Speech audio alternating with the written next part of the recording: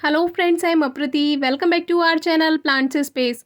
हर श्रृंगार, जिसको पारिजात या शिवली के नाम से भी जाना जाता है और इसको नाइट जैस्मिन भी कहते हैं कहीं कहीं पर।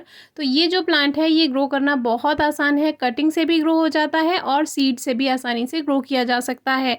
तो दोनों ही वीडियो हमने शेयर की हुई हैं, आप डिस्क्रिप्शन बॉक्स में वीडियो चेक कर सकते हैं। लेकिन आज हम इसी प्लांट की कटिंग लेकर ग्रो करेंगे और उसका रिजल्ट भी आपको दिखाएंगे, जो कि केवल 16 दिन में ही कटिंग में ग्रोथ हो गई। तो ये प्लांट हमने सीड से ही ग्रो किया था, जो कि 1-2 साल तक तो ये 12 इंच के गमले में लगा रहा और फिर हमने इसको लास्ट ईयर ग्रो बैग में शिफ्ट कर दिया था। तो ये 3 साल का प्लांट हो चुका है और 3 साल से हमें बहुत अच्छी फ्लावरिंग दे रहा है। तो इसमें स्टेम के पास से एक शूट बनकर आई, तो हमने उसको ग्रो होने दिया। वैसे हम आपसे भी मना करते हैं, स्टेम के पास की जो शूट्स हैं उनको आप साफ रखिए, वहाँ पर कोई भी ग्रोथ ना होने दें, क्योंकि स्टेम साफ सुथरा रहेगा तो प्लांट की शेप भी अच्छी बनकर आएगी और प्लांट फोकस करेगा अपने ऊपर की ग्रोथ में, फ्लावरिंग में और सीड्स बनाने में। तो कोशिश कीजिए नीचे की जो शूट्स हैं उनको आप कट करते रहें। लेकिन हमने सोचा था इसको आने देते हैं, कटिंग ग्रो करके आपको इसी वाली शूट से दिखाएंगे। तो इसको हमने कट कर लिया है और ये प्लांट ने अभी हमें लगभग पूरी गर्मियों बहुत अच्छे से फ्लावरिंग दी, लेकिन अब थोड़ा रेस्ट कर रहा था और दोबारा से इसमें कलियां आनी अब शुरू हो गई हैं। तो बहुत अच्छी फ्लावरिंग आगे भी हमें मिलेगी। हर श्रृंगार की कटिंग जब भी ग्रो करें तो कोशिश कीजिए कि ब्राउन कटिंग लीजिए, क्योंकि जब आप हरी कटिंग ग्रो करते हैं तो उसके चांसेस 50-50 रहते हैं। 50% ग्रो हो भी सकती है, 50% ग्रो नहीं भी हो सकती अगर आप हरी टहनी लेते हैं।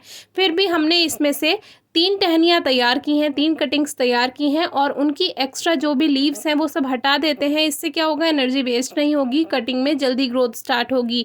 तो इनकी सबकी हमने पत्तियां हटा दी हैं। इसमें से जो 3 कटिंग तैयार हुई उसमें 2 तो ब्राउन कटिंग्स हैं जो कि आसानी से ग्रोथ कर जाएंगी और एक उसमें ग्रीन कटिंग है।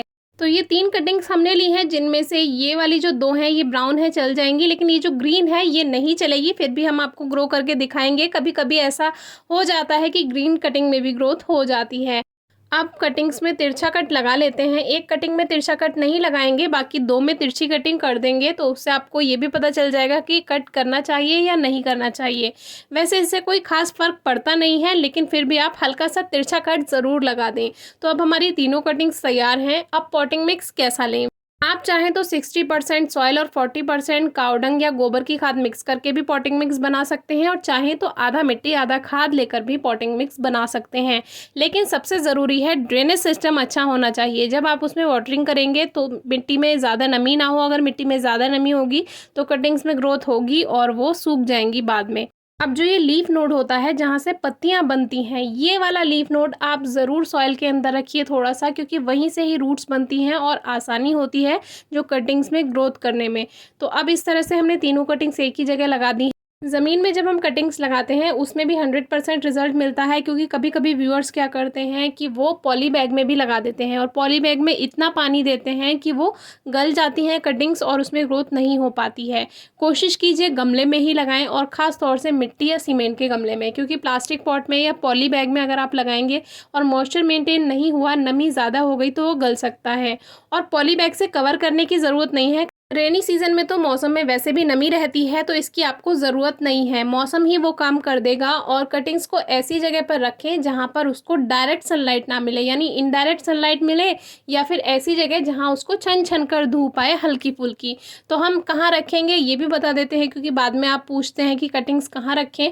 तो जैसे जो दूसरे प्लांट्स हैं, दूसरे पॉट्स हैं, उनके बीच में आप रख दीजिए, तो जो दूसरे पौधे हैं उनकी वजह से हल्की सी छाया भी रहेगी और धूप भी मिलती रहेगी। तो इस तरह से कटिंग्स में जल्दी और अच्छी ग्रोथ होती है और ज़्यादा ध्यान भी नहीं रखना पड़ता। बस मिट्टी में हल्की ही नमी रखें, बहुत ज़्यादा नमी ना रहे और बहुत ज़्यादा सूखे भी ना मिट्टी, क्योंकि फिर कटिंग्स ग्रोथ नहीं कर पाएंगी।